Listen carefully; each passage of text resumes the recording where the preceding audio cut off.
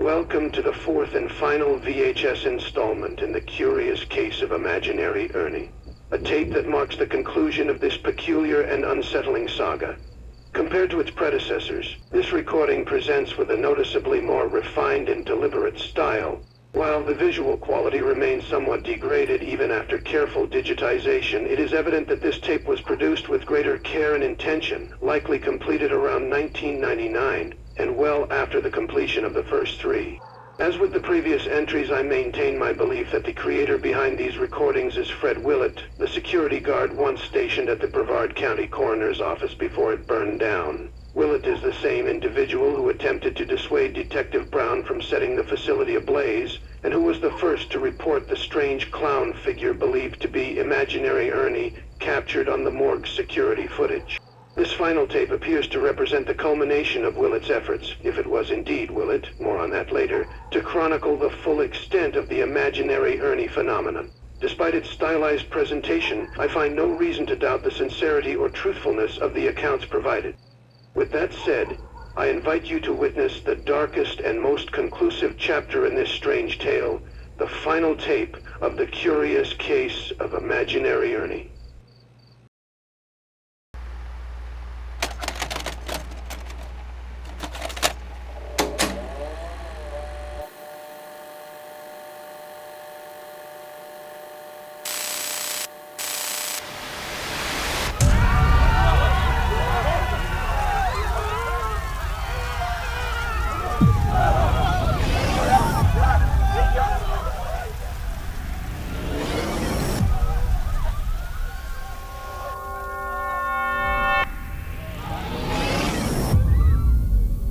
This is Dr. Ernest Melville, Merritt Island Children's Ward. The children have been returned to their rooms for the night. Detective Harlow just left, cassette tape in hand. Fortunately, for our own research and documentation, I had the foresight to make a separate recording of today's events. What unfolded here was remarkable.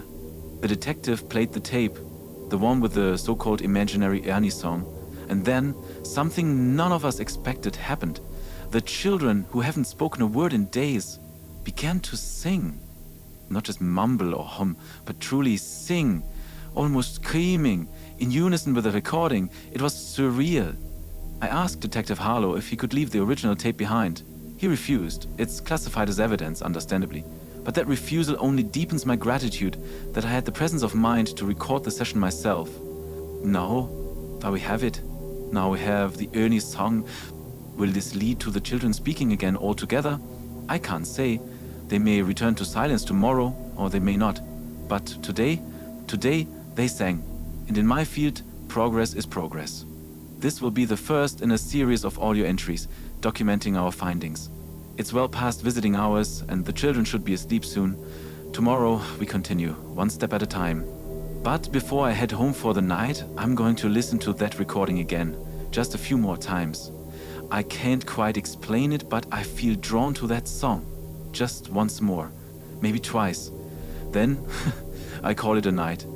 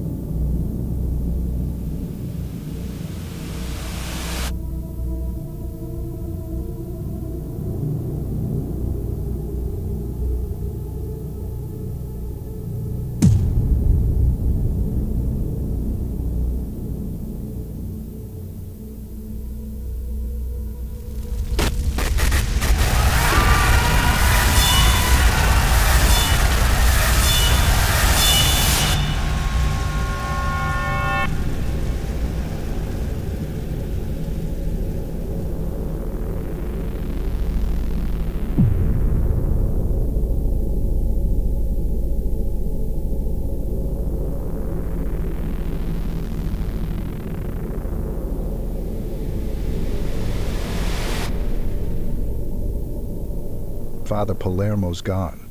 Hopped a plane to Italy to meet with Cardinal Tarcisio Bertone.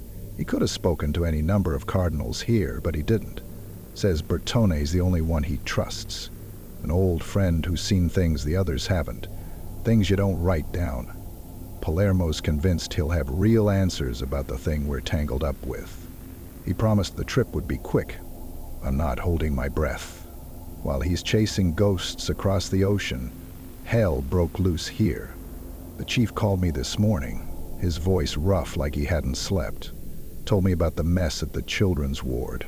The doctor torched himself alive. The whole building went up with him. Outside, the kids stood there singing, all smiles like it was some sick little show. Then, and this is where it gets real ugly, a clown appeared, out of nowhere, took the kids by the hand like some twisted Pied Piper, and vanished in a blast of white light. You think it sounds insane? So do I. The chief wants to crawl under a rock, pretend none of it happened. Can't blame him. But he knows the truth's already sunk its teeth in me.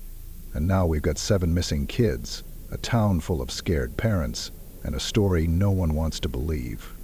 Strangest part? No one who was there remembers a thing. No one besides the other children, that is. Not the Ernie's kids disappearing, not the clown, nothing. Just smoke, fire, and the scramble to get out alive, like someone wiped their minds clean. If it weren't for the other children, we would apparently have no account of what happened. I'm heading to the scene now.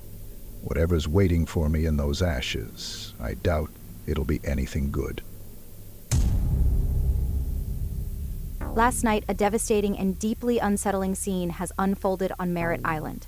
A massive fire tore through the children's ward after an apparent act of self-immolation by Dr. Ernest Melville, a respected physician who, according to early reports, doused himself in lighter fluid and ignited the blaze that swiftly consumed the building. All patients and staff managed to escape the immediate flames. However, an even stranger development soon gripped the scene. When secondary emergency responders arrived, they found an eerie sight. Dozens of people, including firefighters, nurses, and bystanders, unconscious, scattered across the grounds. Witnesses described the fallen as lying motionless across grass, dirt, and pavement, as if some unseen force had swept through them. Most have since regained consciousness, but report no memory of what occurred in the moments following the fire's outbreak. Only the children, the patients themselves, seem to recall anything, and their accounts are chilling. Several of the young patients, speaking separately, described a clown with impossibly long teeth stepping out of the inferno.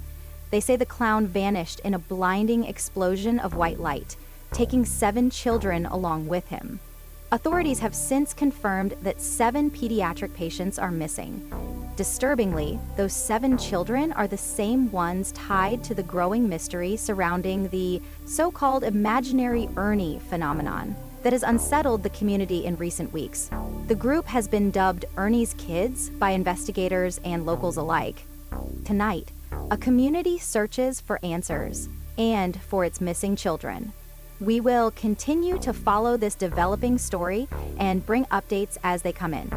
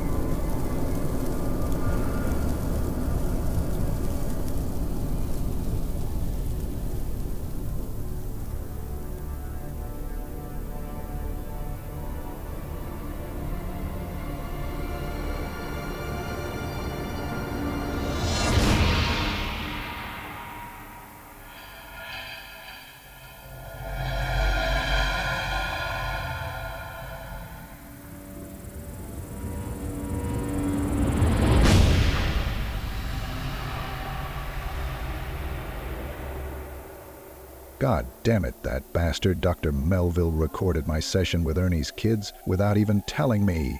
That's how he got the song, the one that no doubt drove him to kill himself and burn the whole damn children's ward down. It just proves my theory about Imaginary Ernie and that cursed tape even more. And get this, he stashed the reel in his personal vault before he lit himself up, like maybe some part of him knew I'd come looking. Well, I found it, and I listened, but I fast-forward through the song just in case, and there it was, a personal diary entry he recorded about the session, but nothing else. No big revelations, just the final proof, at least in my mind, of why he snapped. And now I have to figure out what the hell happened at the ward. When Ernie showed up, why do only the other kids remember it? Where did he take them? The 7 Ernie's kids. Where? And why now? What the hell are we supposed to tell the parents?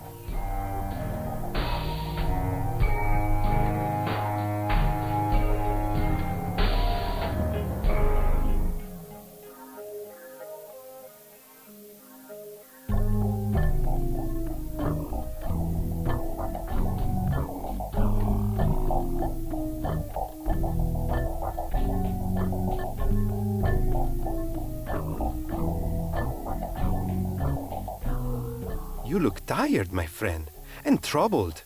Tell me, what brings you so urgently to Rome, all the way from Florida? Tarcisio, it's worse than I thought. It's about someone the children call Imaginary Ernie. Imaginary? Ernie? Sounds almost absurd, but the look on your face tells me there's nothing funny about this.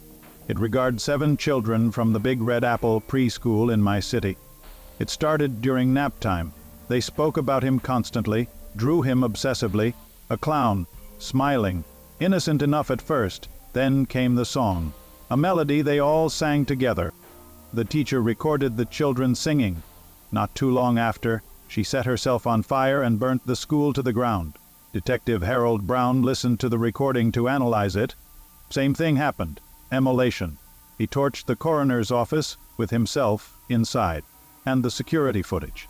A clown, standing, watching things play out. Mother of God. When I boarded the flight here, Detective Harlow got a call. Another fire, the children's ward. Someone else must have heard it. Another death, it would seem. Mr. Nobis. What is he, Tarcisio? What are we up against? I promised Richard I would help, but I need to know what this thing is. If this, Herone, is real, and not some form of shared hysteria, which we must consider, then he sounds less like a demon in the traditional sense, and more like a fiend. A fiend? In biblical understanding, fiends are not mere tempters, like the demons you read about in standard exorcism texts. They are malicious spirits, deceivers, destroyers. They derive joy from perverting the innocent, corrupting purity. They are often connected to Lucifer's first rebellion, cast into the spiritual abyss. While demons seek to drag souls to hell, fiends often seek to destroy sanity, to defile beauty and innocence, before the soul is even fully formed. And that's why the children... The young are the most vulnerable. Their souls are like freshly tilled soil, rich, unguarded, easier to plant evil seeds. If this fiend has made contact, it likely attempted to reach many, but only these 7 responded. That may have been enough. The children described visiting a place during their naptime dreams. A hill, grassy, surrounded by an enormous forest, bright blue sky, always daytime. They say there's a carousel, ice cream stands. They ride the carousel with Ernie. Tarcisio, it sounds so sweet to them, but it feels wrong. A false paradise. Exactly. You are describing what some of us theorize as an aspect of the abyss, sometimes when luring children or sensitive adults. Fiends create dreamscapes, beautiful lives, a counterfeit Eden. They dress the abyss in colors and laughter, but beneath the facade is a black hole of despair. Souls lost there, are never seen again. So he wants to take him there, permanently. Almost certainly, but he can't. Not yet. He needs sacrifices, fires, blood, madness. Each burning, each soul lost, is a rung on a ladder he's building back to them. A bridge to snatch them entirely into his domain. How many more sacrifices? I cannot say. Every fiend has different thresholds, sometimes 7, sometimes 70. It depends on its appetite and its cunning. Is there anything we can do to stop him? I don't know, but there is one who may know more. Cardinal Copia. He has studied the nature of infernal dreamscapes more deeply than anyone I know. If anyone can tell you how to sever the bridge Ernie's building, it is him. Then we must speak with him immediately. But first, I need to place a call to Detective Richard Harlow. I need to know exactly what happened at the children's ward. Make the call, my friend. I will let Cardinal Copia know we must speak with him as soon as possible. Palermo, you picked the worst possible time to be away. I know. I'm working as fast as I can, Richard. What happened at the ward? It's bad, Father. Real bad. Dr. Melville, the head of the children's ward, he's dead. Set himself on fire in his office. Took the whole building with him. That's terrible, but pretty much what we expected when you got the call, no? Yes, but that's not all. Not this time. What do you mean? Ernie. Imaginary Ernie. He showed up. Not just on a camera, not a glimpse. Children who say that saw him come out of the fire, grab hold of the 7 Ernie's kids, and disappear. Disappear? Into a blinding flash of light. And everyone else, staff, parents, first responders, they don't remember a thing. They were there, they saw something, but their memories are seemingly wiped clean. Only the children who were present remember seeing the clown and what happened to Ernie's kids. Holy God in heaven, this changes everything. This means the sacrifices? 3 must have been his number. The teacher, the detective, and now the doctor. That must have been how many he needed to cross over. Shit. What do we do now, Father? Where the hell do we even start? I'm coming back. Not tonight, but soon. Very soon. I'm finding answers here, I swear to you. I'm meeting with Cardinal Copia. He knows more about these fiends, about their methods, their thresholds, their weaknesses. At least, I hope. And when I return, we'll face it together. Hurry, Father. Hurry.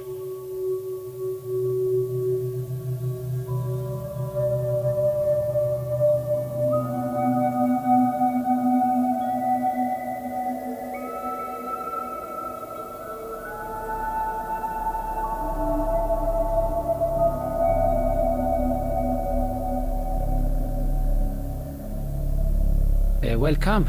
You must be Father Palermo. Sit. I've been briefed about your situation. Disturbing, even by our standards. Then, you believe me? I believe in the abyss, Father.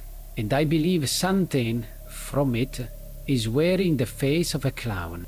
He apparently calls himself Imaginary Ernie. 7 children are gone now, taken.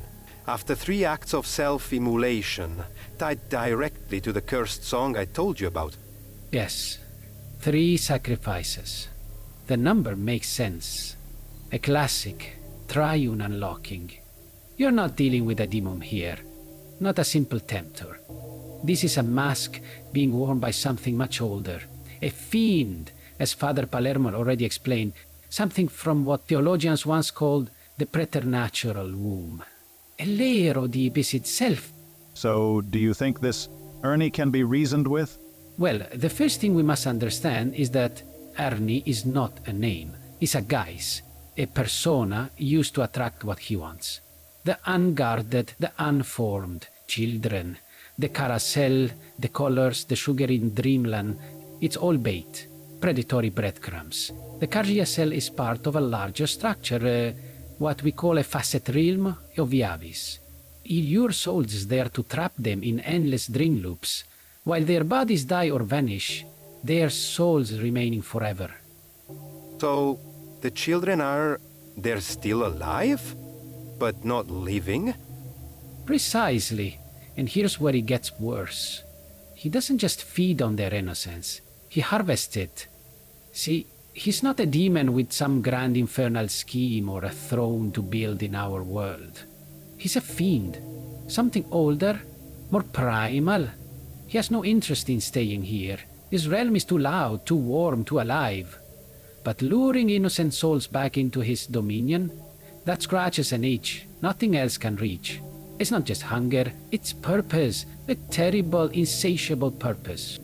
He was made to do this, not to rule or conquer, but to ruin, to twist the pure, shatter the kind, and devour what was never meant to be touched, over and over, forever. He doesn't want a kingdom, he wants a collection. And that explains the fires and the suicides. Exactly. He needed to break through. He needed those offerings, those sacrifices. Each death was a tuning fork, a scream in the dark that helped him vibrate into our plane. A sacrificial triad to open the veil just enough.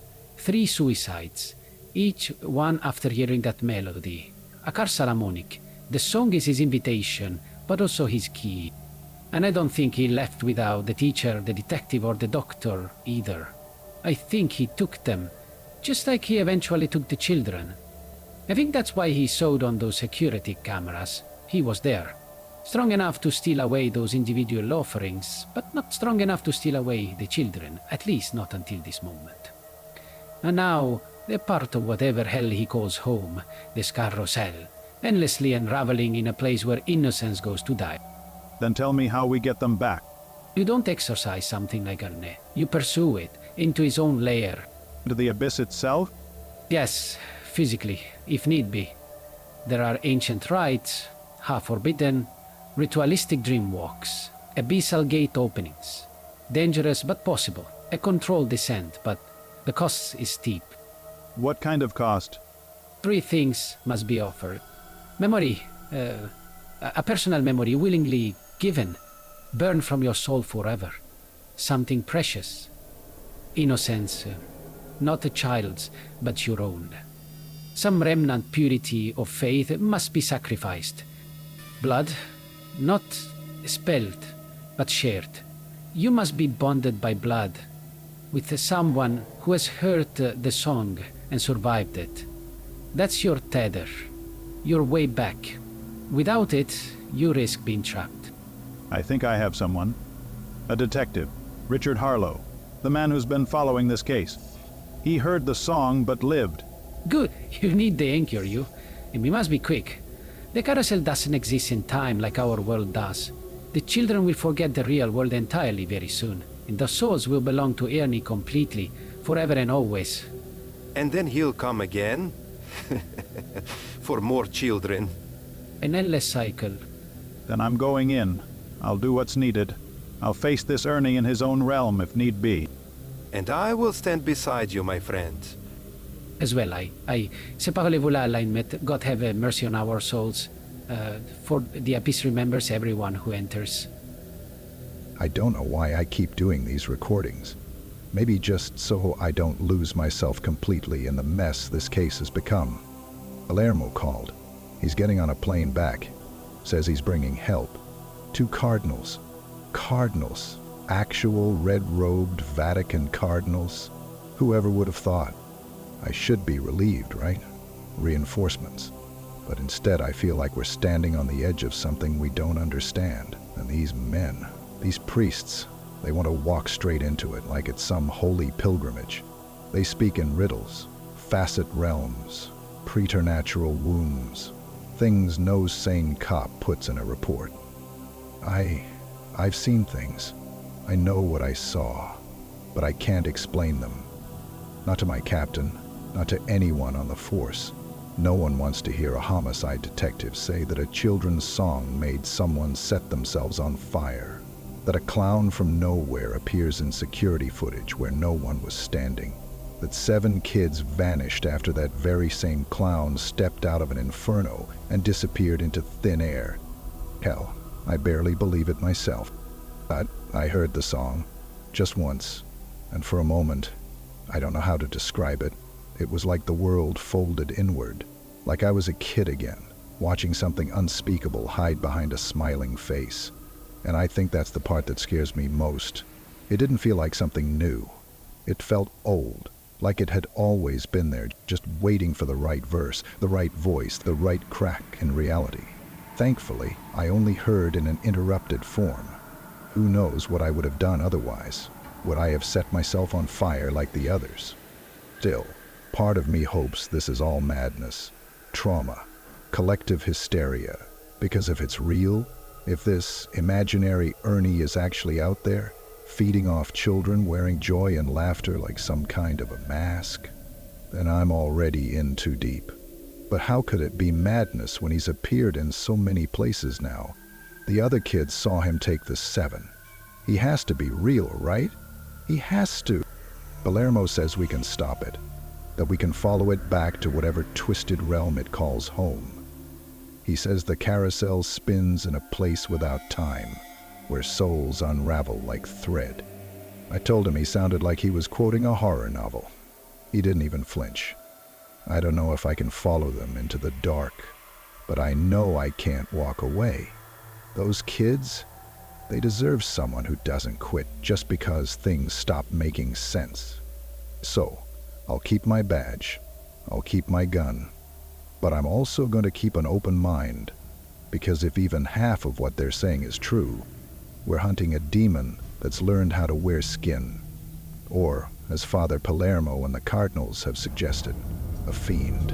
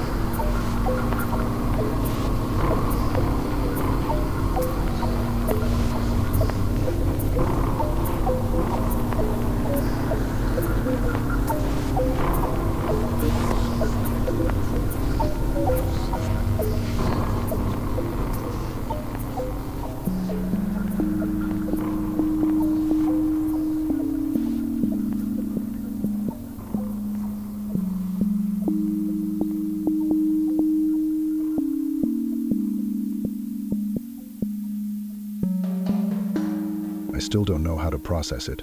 One second we were teetering on the edge of reality in that godforsaken carousel realm, and now we're back, standing under a warm morning sky. The sun too bright for a day like this, like nothing ever happened. But something did happen. 7 kids. Ernie's kids. They're alive. Talking, breathing, whole. Just hours ago they were lost, swallowed by that otherworldly horror. I called their parents one by one, could barely get the words out. Every voice on the other end, cracked with disbelief, with relief. They thought they'd lost their babies the day that ward burned down, and somehow, Palermo, that old priest, did more than I thought any man could. He didn't just lead us out, he tore through the veil between life and death. He dragged those souls back from Ernie's grip, the 7 Ernie's kids, as well as hundreds if not thousands of older souls Ernie has acquired in years past, not to mention the souls of Crabtree, Brown, and Melville. Palermo dragged Ernie himself, screaming, clawing all the way back here. And now, the clown is different, powerless, or so we think. We've got him restrained on the back porch now. Yeah, I know how that sounds, but until someone higher up decides what the hell to do with a malevolent interdimensional clown masquerading as a children's entertainer, he stays put. Maybe forever. Maybe not. I don't even know if we can kill him. What if it resets everything, restores him? All that matters now is not letting the parents see him. Hell, I'm not even sure if my superior should see him. The kids say he can't hurt them anymore. They remember everything, but they're smiling. They're free. That's got to count for something. I filed the report, what little of it I could explain without sounding like I've lost my mind. My captain said we'll figure it out when he gets here. God help him. Maybe, with the kids talking again, we'll piece together something the brass can stomach. But me? I just want normal again. I want the monsters back in the fairy tales. I want to forget what Ernie really is, what I saw, what we did. If we're lucky, maybe this all gets buried deep where it belongs. And if Ernie ever gets loose or regains his power, I don't even want to think about it. And you look tired, Father. Been a long fight, hasn't it? The longest one, Fred. Doctor says it's stage 3, bladder. Chemo's been rough, got more of it next week, but I don't think I've got much left in me. I'm sorry to hear that. You still got that peace in you? That light? I do. I'm ready when the Lord calls.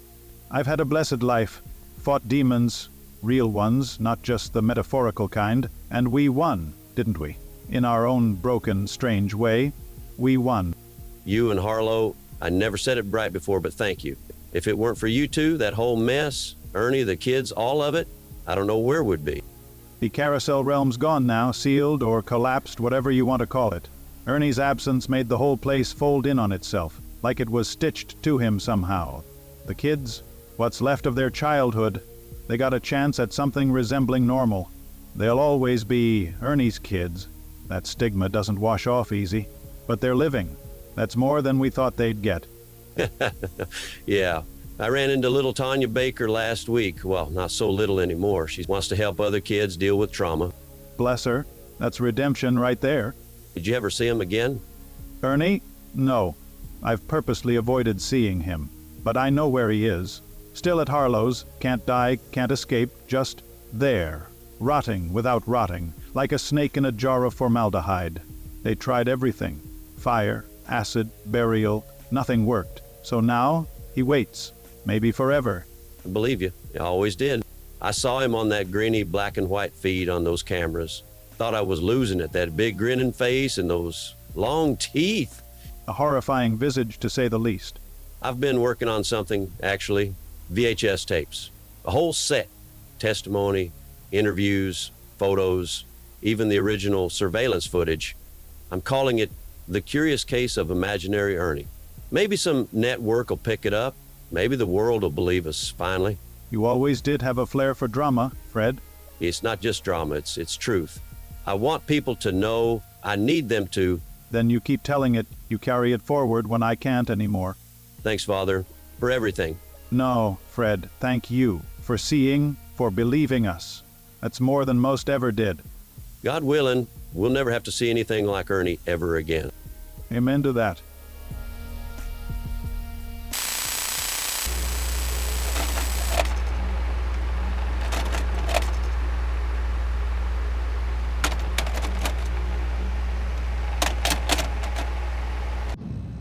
And just like that, it ended. Or at least, they thought it did. I mean, how do you wrap up something like this? It played out like some half-remembered science fiction horror film from the 80s, only worse. Because they brought him back. They brought Ernie back. Not the memory, not the idea. Him. It's been years, decades maybe, since this last tape was even made. The static alone feels ancient. I have no clue who's still around. Is Palermo still alive? Detective Harlow? What about Ernie's kids? Did they ever make peace with what happened? And here's the kicker. We were right. Red Willett, security guard of the coroner's office, was the one behind these tapes. Apparently no network would touch them. Too weird, too dangerous, too real. So how did they end up filed away, forgotten, deep in the back stacks of a suburban library? No label, no context. Just a faint smell of mold and mystery. Honestly, I don't care that the tapes are over, because I'm not. I need to know what happened next. I need to know who walked away, who disappeared, and whether Ernie is still out there. This was supposed to be the end, but the curious case of Imaginary Ernie continues.